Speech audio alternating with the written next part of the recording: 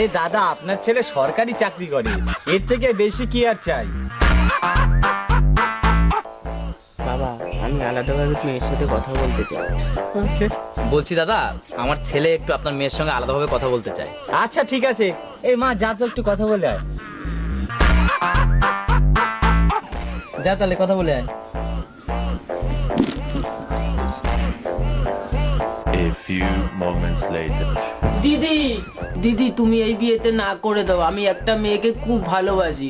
আমি যদি ওই মেয়েকে না পাই, আমার হাতে শিরা কেটে দেবো। আরে ঠিক আছে ঠিক আছে, তুমি পা ছাড়ো, আমি বাইরে গিয়ে সবাইকে না বলে দিচ্ছি। বাবা, মেয়ে বলছে আমার পছন্দ না। না বাবা, আমি ওই ছেলেকেই বিয়ে করবো। ওই ছেলেকে যদি বিয়ে না করতে পারি তাহলে আমি আমার হাতে শিরা কেটে ফেলবো।